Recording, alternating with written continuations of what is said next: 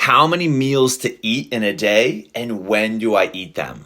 Well, let's recap first. So far, in video 1, we talked about tracking our current intake for 1 to 2 weeks, followed by, in video 2, the addition of more healthier foods.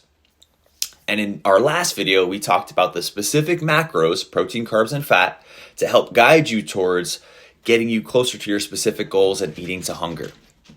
Now we have to figure out how to regiment ourselves a little bit further, because the more regiment used, the easier the real push coming later with the hard stuff in regards to fat loss will be. Okay? So now we have to figure out how many meals to eat and when do we eat them. Well, first, there's a few factors why we're concerned in bringing this up. First, a regular meal schedule has been shown over and over to be superior for not only getting results, but for getting us leaner and for adherence, which is what fuels getting results. Because if you fall off the wagon, and people who have unstable or inconsistent meal eating schedules fall off the wagon way more often, and you don't accomplish fat loss that way, even if you were on your way to achieving it. Also, a regular meal schedule makes your bulk meal prep in advance that much easier. And that is a big deal because bulk meal prep saves you big time. Having most of your meal sources prepped in advance not only saves you time, but it keeps you on the path without it being so easy to fall off the wagon and make impulsive decisions that don't align with our specific goals, but they're more out of convenience or necessity or accessibility or emotional states, or just the decision to not eat at all. Now, you can cook your meals all the time. That's fine. You can even get your meals delivered all the time. That's fine. And you can order your meals out all the time. That's fine too. But if you do these a lot, they become wildly inconvenient, and some of these methods even costly. And the burden effort-wise, when life has so many other demands, can easily knock you off course. And as human beings, we know how easy it is to go seek comfort in a tasty treat or a delicious treat meal or cheat meal. If you eliminate the thinking of meal prep by preparing a few hours a week for the entire week, all you have to do is take some Tupperware out of the fridge, heat something up, maybe add some fresh veggies that you have to cook under 10 minutes to that meal, and that is amazing. Having a certain amount of meals scheduled out in your daily day makes bulk meal prep the easiest thing because you know what you're preparing for. If you don't know, you're kind of just eyeballing it, and that level of inconsistency obviously is going to add up in the ways that we don't want. And of course, the bulk meal prep makes our daily schedules throughout our days much, much easier. For example, I wake up, I know that a few hours later, I'm going to eat this. And about 3 to 4 hours later, I'm going to eat that. And that pattern continues throughout my day. And once you know your meal schedule, it's really easy to go throughout your day, day to day. And successful fat loss and retaining muscle just means you're doing your day-to-day stuff correctly, day in and day out, over and over again. And that's it. And lastly here, proper meal size makes our workouts that much more effective. It makes our workouts effective to burn fat and build muscle. It can make daily energy levels stay higher and more consistent, and it can obviously even help us sleep better. All these things indirectly have a massive role in the trajectory of our day-to-day wellness that add up over time.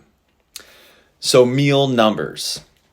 Okay, 3 to 5 meals per day is the ideal target.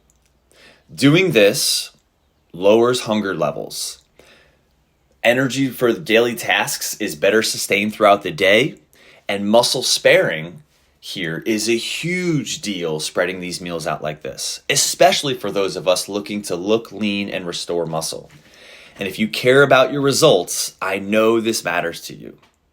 And lastly, energy for our training, where we want to create more room for results.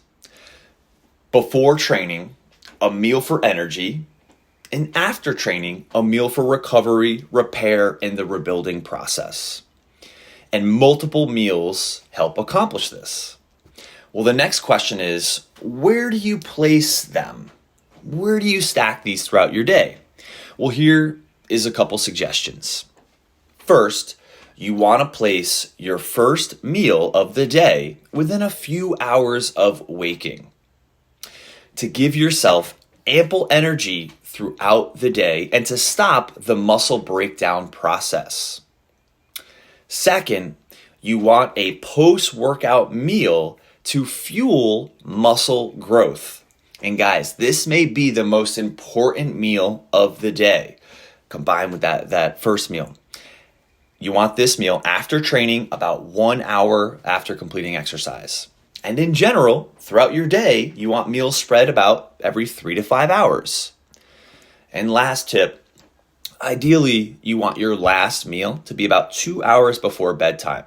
And this is so you can obviously lower hunger levels, sleep better, muscle repair, and you don't want to eat right at bedtime because sometimes digestion and sleep they don't mix well. And when food is trying to sit in your stomach and go through that breakdown process. So about 1 to 2 hours before bedtime. We should be eating protein at every meal, and before bed, that obviously is going to help with prevent muscle loss and gain muscle, obviously of all the things that happen throughout the nighttime and recover better.